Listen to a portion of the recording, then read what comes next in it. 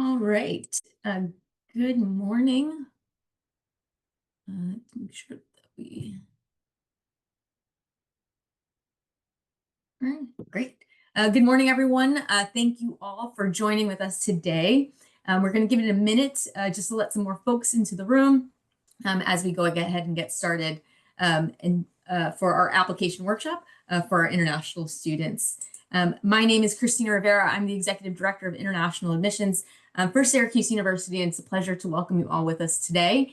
Good morning, good afternoon, and good evening, depending on where you are joining with us from the world. So we'll give another minute while we let some more students into the room and get everybody settled in. So again, thank you for joining with us.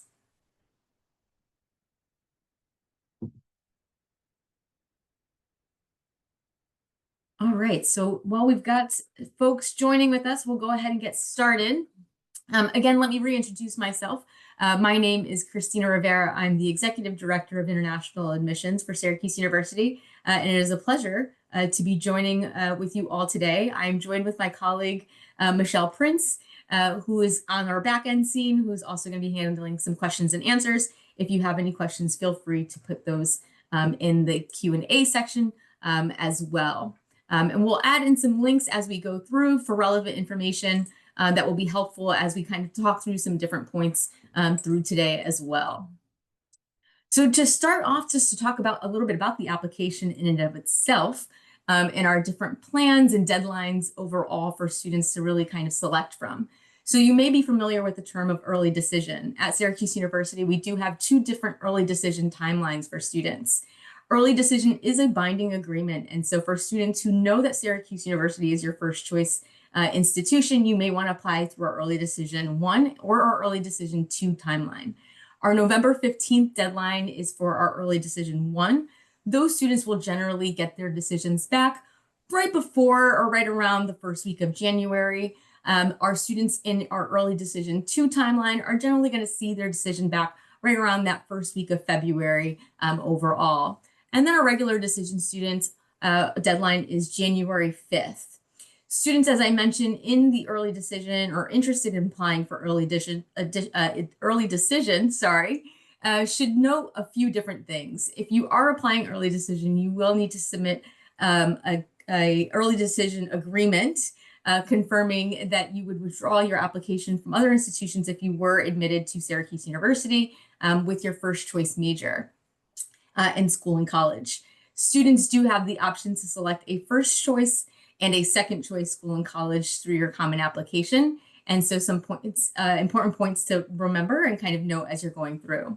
It's also important to note that you will need to have that agreement signed by yourself, your counselor, and your parent or guardian as well. Just verifying again that you're understanding that it is a binding agreement. About the application checklist, we are members of the Common Application and Coalition application. So regardless of which application you prefer to choose, we do review both. Most students generally tend to pick the Common Application, but again, there's no preference and no kind of decision based off of your overall application in of itself. The parts and pieces of the application are the same, and we'll talk through about what some of those different areas are. We do require your high school transcript as part of your application, and we'll talk a little bit about that further as far as how to submit those documents and where those documents should be sent from and where they should be sent to. We do require students complete a counselor evaluation, at least one academic letter of recommendation. You are certainly welcome to submit more letters of recommendations if you'd like, and we can certainly advise you on how to submit those letters of recommendations if you have more than one that you'd like to submit in addition to your counselor evaluation as well. For students whose English is not your first language, you would be required to submit an English proficiency exam. And again, we'll talk a little bit about that further as far as what examinations we do accept as well. On our website, you'll find all of this information, including the specific requirements for English proficiency scores, depending on your school and college. It also will include some information on how to go about waiving your English proficiency exam if you feel that you qualify for a waiver. There are a few different ways to qualify for a waiver, but they really do depend case by case, and we're happy to discuss that with each student as well.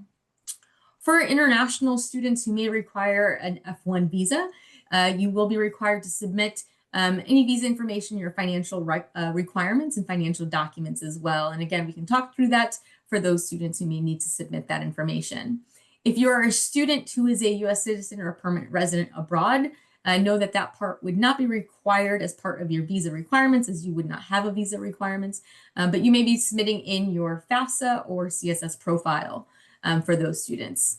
And then additionally, for students who are applying to our School of Architecture or a College of Visual and Performing Arts, would have a portfolio or an addition requirement that they would have to submit as well.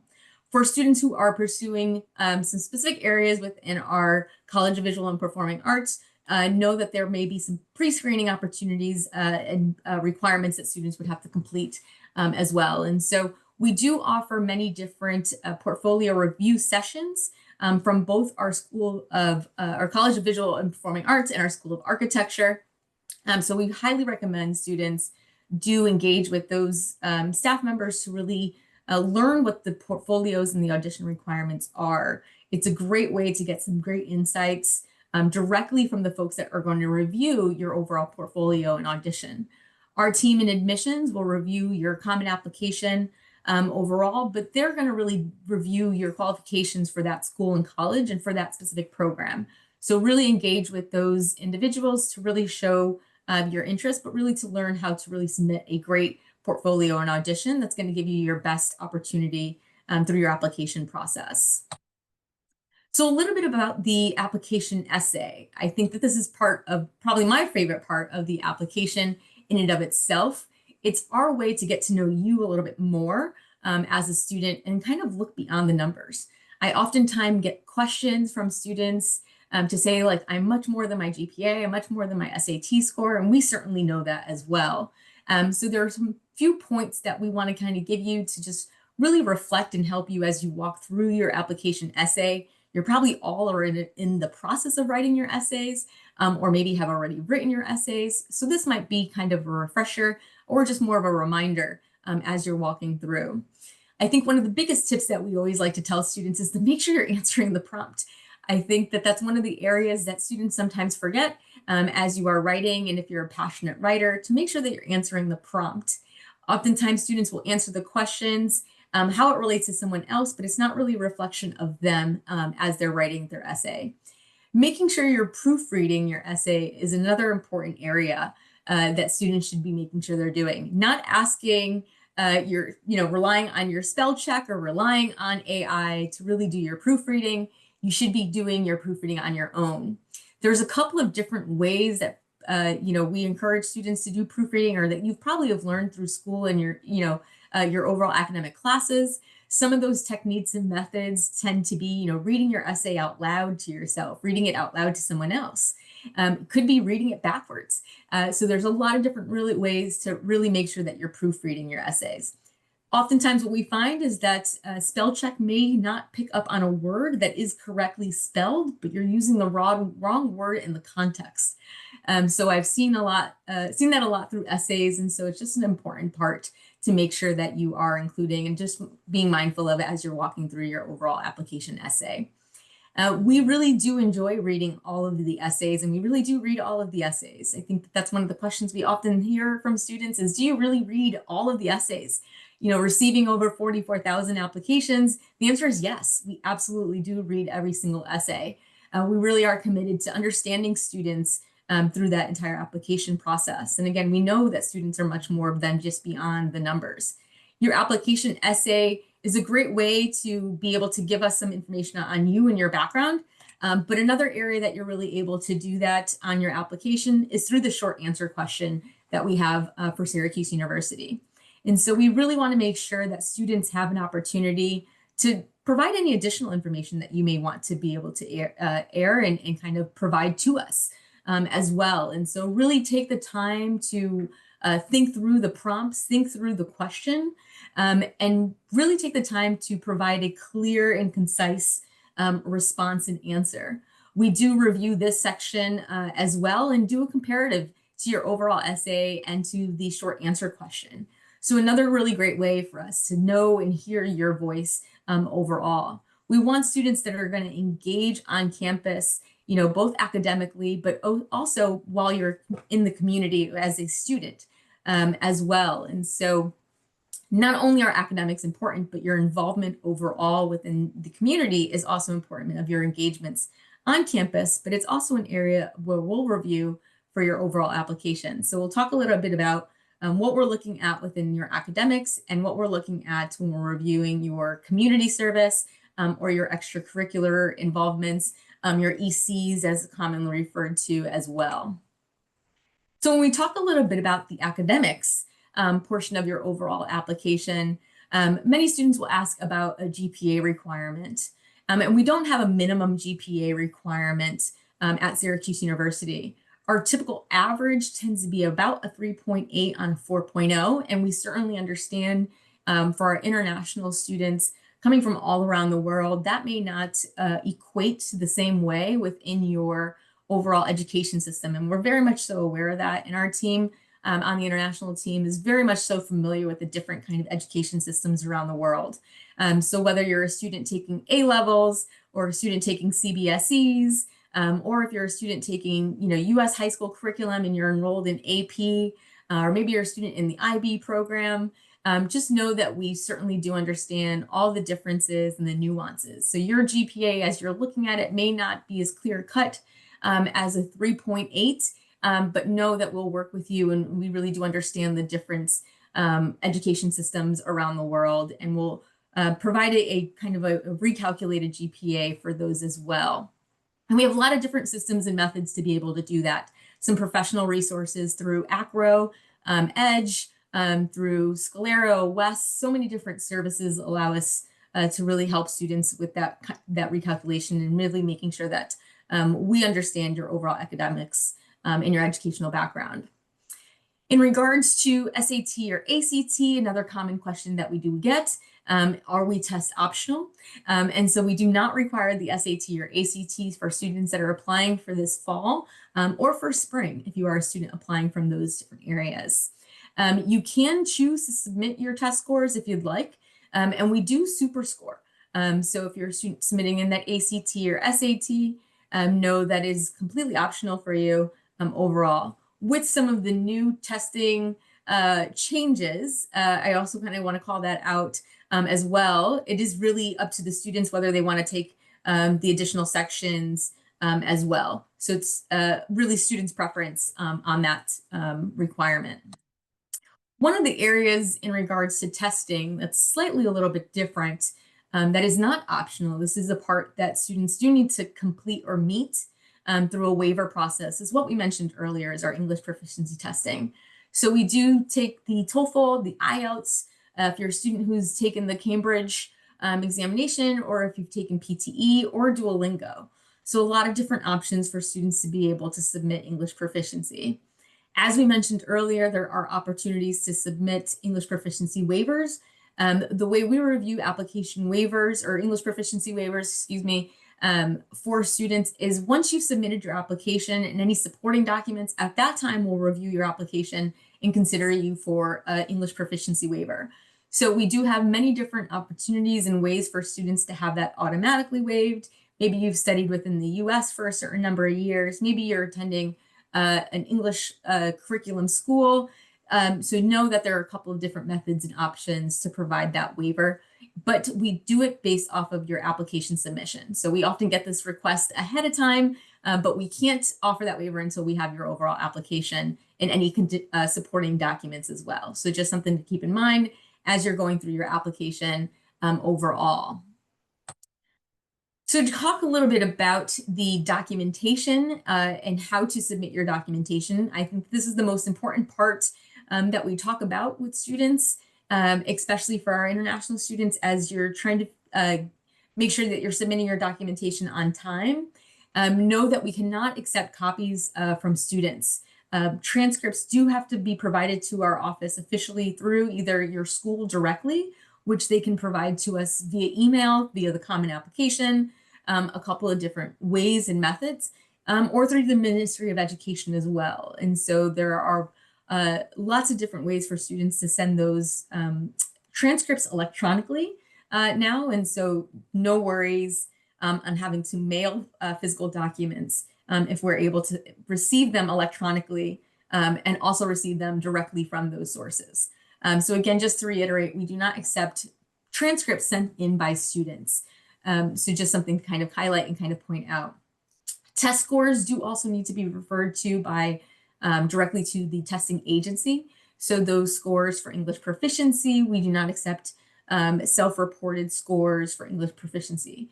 So please make sure that you're, selecting your scores through Duolingo or TOEFL and having those sent directly to our office as well. On our website, you can easily find the codes that you can use for each of the different testing agencies. But within each of the testing agencies, you can certainly just search for Syracuse University and it'll provide that information over to us as well. For students who may be participating with Cambridge, A-levels, or IB, know that we also do take those scores electronically as well. If you are submitting any financial documentation, you will submit that through your applicant portal. Once you submit your application, you will then receive access to open and start your applicant portal. So just always be mindful of your email. If you have multiple emails registered in the system, please know and please reach out to us so that we can kind of update your overall application and merge those overall records. It is really important that a lot of the information match. One of the things that we sometimes do find is that if a student has taken your, let's say your English proficiency test with one email, but your school has you registered with a different email, sometimes the information doesn't come over correctly and doesn't link to your overall application. And so if you find that you did send us your scores, but it's not showing on your checklist, just make sure that you reach out to us so we can kind of do a search for that. Oftentimes we find that that tends to be the most common issue. We also do find that sometimes there's an inversion of your date of births. So some other key points and some things to keep in mind as you're going through. But again, as always, feel free to reach out to us as you go through your application. And if you're finding any trouble or any difficulty, please do let us know. We're always here to help you. So we talked a lot about the grades. We mentioned before the importance of overall involvement in activities through the application process. It is an important part of our community at Syracuse University of student engagement. And so, on campus, students are student leaders. Yes, you are a leader, but you're a student first, and that level of engagement and involvement is really important to review. We certainly do understand that not all students are going to have access to activities and extracurricular activities, especially while you've been going through high school. And oftentimes that could just be depending on your overall curriculum. That could certainly be depending on timing. So multiple different factors that come into that overall. So we really want to understand the activities that you've done outside of the classroom and outside of your school. So know that all of the different things that you've really done are really important. Maybe you've taught yourself how to program. Maybe you have family responsibilities that you take care of after school. Maybe you're involved in just hobbies, or maybe you're involved in sports. All of these different opportunities really do engage and provide opportunity for us to learn about you and what you bring to campus overall. I think it's also an important time to kind of note for students is that you do have the opportunity to also add some information as far as a description. It doesn't allow you to kind of fully describe all of the work engagements that you may have done within those specific clubs or organizations that you're involved in. So know that you are limited on space to be able to provide some descriptions in the activities that you've been involved in, which is quite okay. But again, going back to that information of just making sure that you're concise and clear with the information that you're presenting. Another great area to make sure that you're proofreading overall, but an important area for us to be able to review. So all of the different things that we've kind of talked about today, very quickly in a sense as well, really do make up a holistic review. And so at Syracuse University, that's exactly how we review your application. It's through a holistic lens. We want to know you in full as a student. We certainly know that each part of the different parts of your application certainly make up what you've accomplished over the last few years. It does not define who you are going forward for sure. But here's an opportunity for us to be able to really get to know you through some of these different areas, right? Your writing, your extracurricular activities, your auditions, portfolios, speak to beyond the numbers. And so allowing us to get to know you is really important in part of making sure that you're a right fit for Syracuse University. My favorite option to really encourage students to really do through that is participating in an interview. An interview process is a really great way for students to engage directly with your admissions officer that you may be working with directly, that may be the one reviewing your overall application. But if you're unable to get an interview scheduled with that specific person, know that you can certainly do an interview with anyone on our team. And all of those interview sessions are available online. If you are online and you're finding that there's not a session or a slot that works best for your time, again, please reach out to us and we'll certainly make that accommodation for you. Our team is very fortunate to have folks that are based directly in Syracuse, and then we have folks that are based in country as well. So we have representatives based in China, India, and in Dubai. And so we certainly can accommodate to all different areas and different time zones as well. But a great way for students to really engage and demonstrate your interest. One of the things that we really encourage students to do so that as institutions that we understand your overall interest is to do that. It's called demonstrated interest. And the way you're able to do that is to engage in the different opportunities, whether that's through interviews, whether that is through attending virtual sessions, whether that's through attending a high school visit as well. We may be visiting in your school directly. And so those are some great ways to just engage with us to really show that you are interested in Syracuse University. So to talk a little bit briefly about when you'll receive your decisions, I know we've talked a little bit about the different kind of pieces and timelines, and we've mentioned this briefly as well. If you're a student applying an early decision, know that you'll receive your decision in mid-December. Those regular decision students are going to receive their decisions generally between February and March. If you're a student that is applying for the spring, or if you're a transfer student as well, know that those are also issued out on kind of more of a rolling basis. So just to kind of give you and set a timeline for when you kind of expect those overall decisions. And so with that, that kind of wraps us up overall. Again, I can't stress enough that we are here to help you as you go through your overall application process. If you have questions about the interview, if you have questions about your checklist, really about anything, please do let us know. Our website is available there, as you can see, and also our email. My colleague Michelle will add in our contact information as well, so you can certainly reach out to us if you have any additional questions. We're happy to either connect you to your representative directly or just answer your questions directly as well and set up some of those interviews and kind of next steps. So I'm happy to take any additional questions that there may be in the chat. And I'll stop sharing my screen.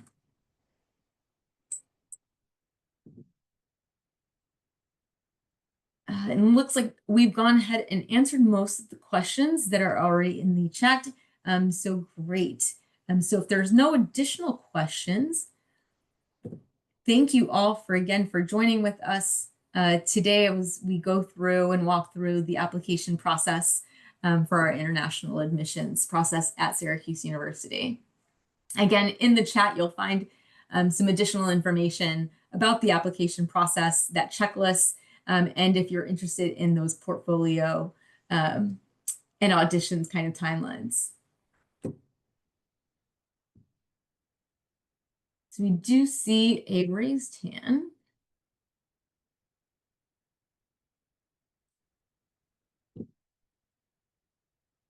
Get some, and feel free to put your questions into the chat. That tends to be, or the Q&A, that tends to be the easiest way that we will be able to address your questions.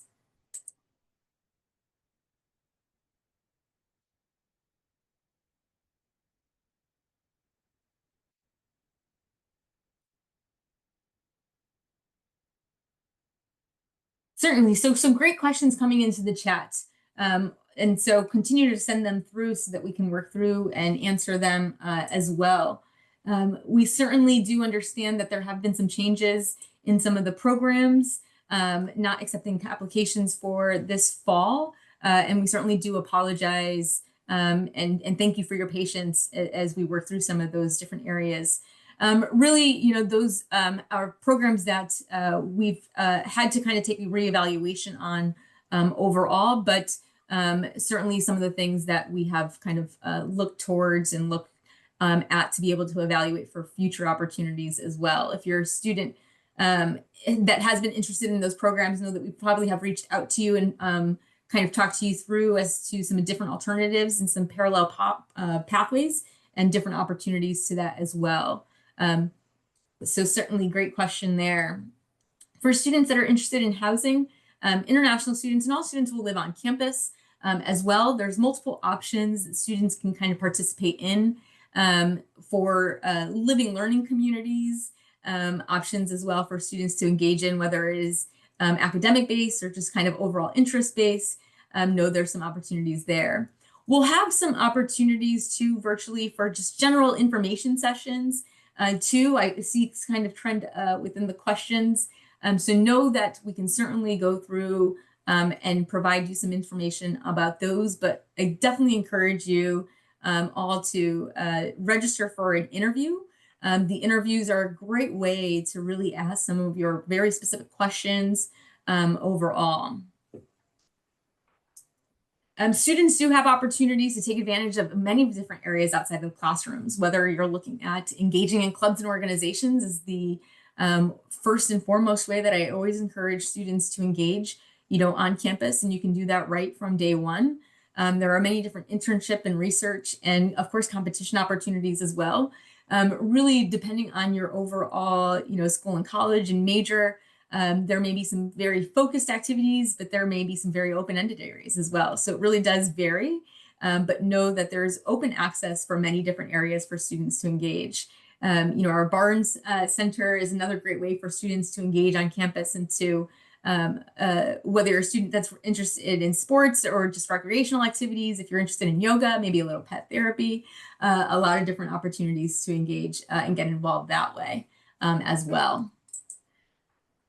So again, great questions that are coming in. Thank you all for many of the questions. One area that I do kind of see a common trend of questions that I kind of just want to address as well is on scholarships. We do offer international merit-based scholarships. Over 50% of our students did receive merit-based scholarships as well. And those do vary. I should note that we do not offer full cost of attendance scholarships. So just some kind of a clarification on that end, but we do offer very generous merit-based scholarships. Certainly, students do have opportunities to take gap years if they're interested in taking a gap year. If you're looking at pursuing some travel opportunities, note that if you are taking classes or coursework elsewhere, that may impact your overall application. So just something to be mindful of as you decide what you pursue throughout that gap year. But you do have the opportunity to defer your admissions and take that gap year as well. Great questions.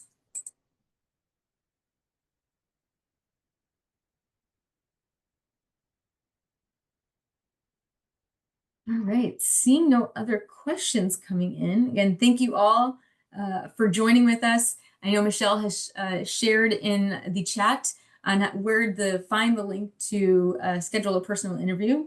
Again, I can't encourage that process enough of scheduling a personal interview with someone on the team.